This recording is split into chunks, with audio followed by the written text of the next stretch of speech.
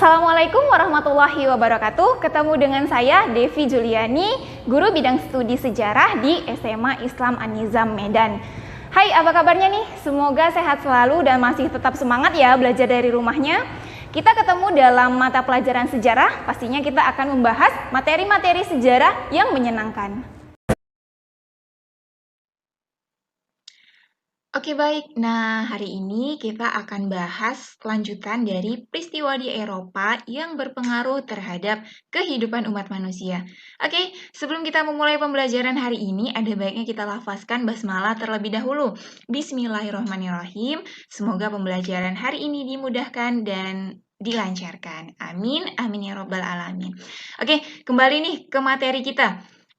Pekan lalu atau di video pembelajaran sebelumnya kita sudah bahas ya, satu peristiwa di Eropa yang berpengaruh terhadap kehidupan manusia. Masih ingat ya? Oke, baik, kita lihat peta konsepnya.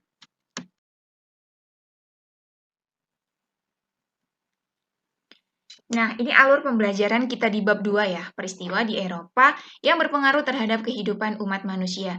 Nah, di video pembelajaran sebelumnya kita sudah bahas peristiwa merkantilisme, di mana merkantilisme adalah politik ekonomi yang terjadi di Eropa itu di sekitar abad 16 sampai dengan 18 Masehi. Hari ini kita lanjutkan dengan pembahasan peristiwa Renaissance. Nah, di mana kita tahu bahwa peristiwa Renaissance inilah awal mula lahirnya paham humanisme. Kemudian mulai terjadi kemajuan di bidang seni nih. Kenapa, Bu? Iya, karena sebelum masa Renaissance itu kita ketahui ada masa The Dark Age, di mana segala bentuk kemajuan baik di bidang seni maupun ilmu pengetahuan itu mandek atau stagnan. Seperti itu. Oke, nah di next video pembelajaran kita akan bahas reformasi gereja dan juga revolusi industri. Oke, next. Nah, kita akan lihat dulu bagaimana nih latar belakang munculnya Renaissance. Nah, sebelum kita lihat bagaimana muncul latar belakang munculnya Renaissance, ini kita kenalan dulu yuk. Apa sih Bu pengertian dari Renaissance? Ya, mungkin asing ya untuk kalian nih yang masih duduk di kelas 11. Oke, ternyata istilah Renaissance ini berasal dari bahasa Latin, yaitu renaître, yang berarti hidup kembali atau lahir kembali. Nah, pengertian Renaissance adalah menyangkut kelahiran atau hidupnya kembali kebudayaan klasik Yunani dan Romawi dalam kehidupan masyarakat Barat. Nah, jadi dalam pengertian yang lebih spesifik, sebenarnya bisa kita artikan Renaissance ini sebagai suatu periode sejarah di mana perkembangan kebudayaan Barat memasuki periode baru dalam semua aspek kehidupan manusia. Seperti apa, Bu? Seperti ilmu-ilmu pengetahuan, teknologi, seni dalam semua cabang, perkembangan sistem kepercayaan, perkembangan sistem politik, institusional, bentuk-bentuk sistem kepercayaan yang baru, dan lain-lain. Nah, jadi bisa juga kita simpulkan bahwa Renaissance ini menjadi zaman yang melahirkan bibit-bibit sistem demokrasi di Eropa. Nah, nilai-nilai demokratis penting bagi kepentingan hidup berbangsa dan bernegara. Warga yang memiliki jiwa demokratis akan mampu saling menghargai nih antar satu dengan lainnya. Nah, makanya dengan demikian masyarakat yang demokratis akan terlihat dan terasa lebih berkarakter. Makanya dikatakan bibit-bibit sistem demokrasi di Eropa, ya.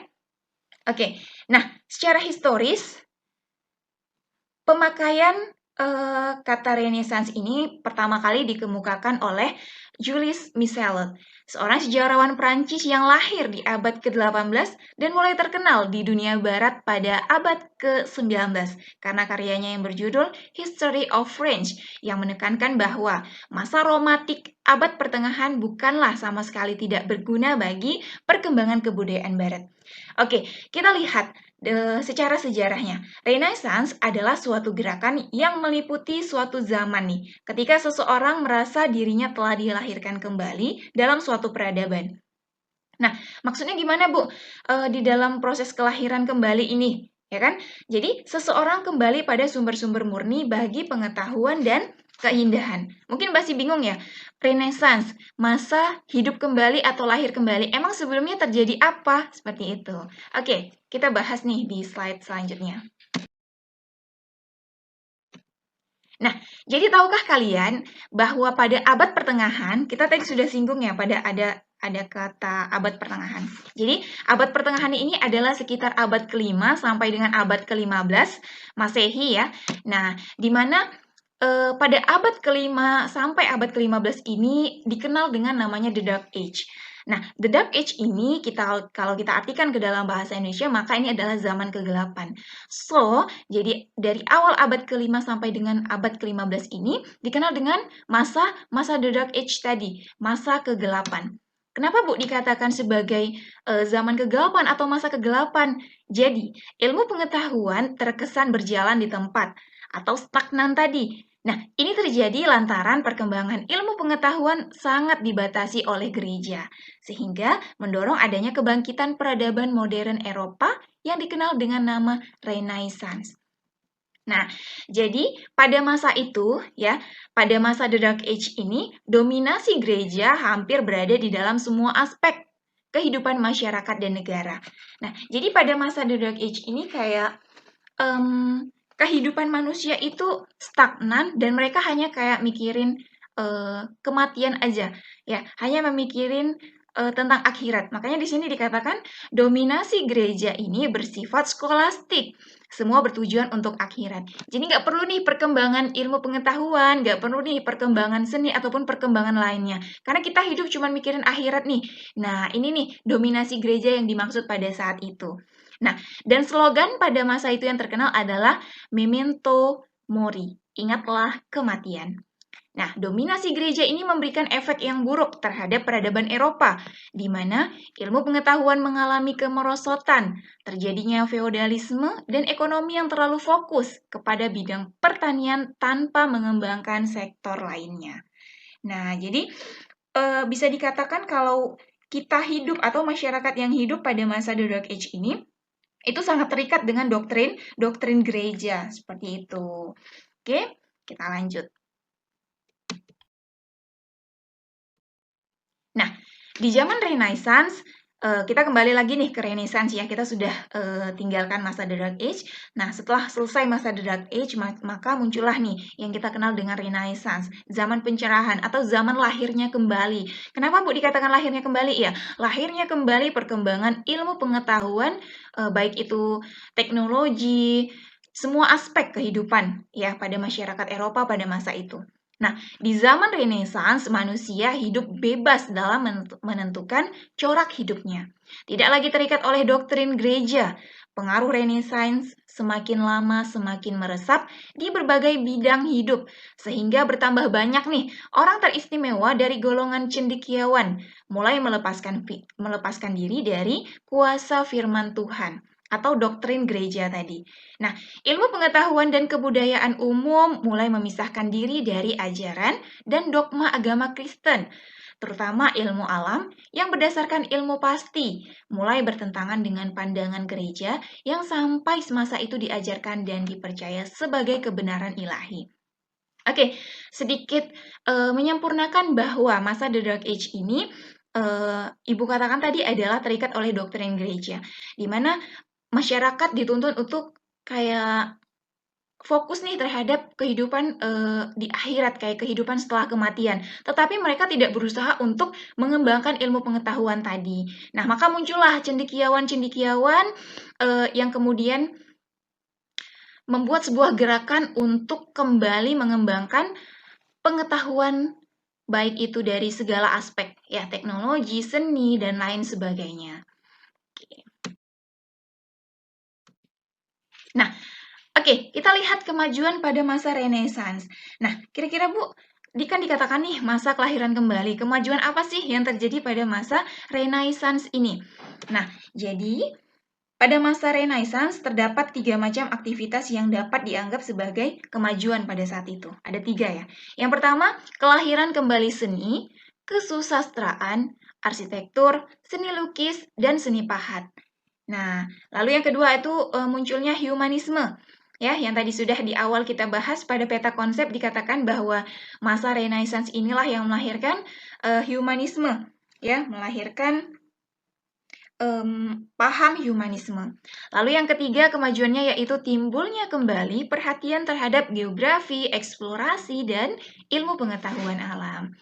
Nah, karena memang pada masa The Dark Age itu seluruh ilmu pengetahuan itu tidak berkembang, seni tidak berkembang, semuanya stagnan. Mereka hanya memikirkan kehidupan akhirat saja, ya kan? Nah, maka di masa Renaissance inilah dikatakan lahir kembali seluruh kemajuan-kemajuan ini. Nah, kelahiran kembali seni, kesusastraan, arsitektur, seni lukis, dan seni pahat. Jadi, kalau pada masa ini lahir ya berbagai nama seniman yang terkenal dengan karya-karyanya. Siapa yang tidak kenal dengan Leonardo da Vinci yang lahir pada 1452 kemudian wafat pada 1519. Lalu yang kedua ada Lucas Cranach ya. Yang ketiga ada Michelangelo, kemudian yang keempat itu Perugino, kelima ada Raphael, keenam ada Sandro Botticelli, dan yang ketujuh itu ada Tiziano Vesely. Nah, ini adalah nama-nama seniman yang terkenal dengan karya-karyanya pada masa Renaissance ini. Sebenarnya di luar daripada ini masih banyak. Nah, ini hanya sebagian saja dari seluruh seniman-seniman yang terkenal pada masa itu. Nah, lalu munculnya paham humanisme. Apa tuh Bu paham humanisme? Humanisme adalah orang-orang yang mempunyai perhatian besar untuk mengumpulkan naskah-naskah atau manuskrip Yunani dan Latin kuno. Jadi, dengan mempelajari naskah-naskah ini, ya naskah-naskah kuno ini, mereka baik itu para sejarawan, seniman, para cendekiawan, itu mulai mengembangkan suatu sistem pemikiran yang didominasi oleh perhatian dan perkembangan manusia sebagai individu. Tidak lagi terikat oleh gereja, tidak lagi kemudian terikat oleh doktrin gereja. Oke, lalu yang ketiga, kemajuan dalam bidang ilmu pengetahuan alam, eksplorasi, dan geografi. Jadi, berikut ini beberapa tokoh yang terkenal dalam pengembangannya terhadap ilmu pengetahuan. Ya, tokoh-tokoh dalam pengembangan ilmu pengetahuan seperti Johann Gutenberg, ya, yang lahir pada tahun 1400 kemudian meninggal pada 1468.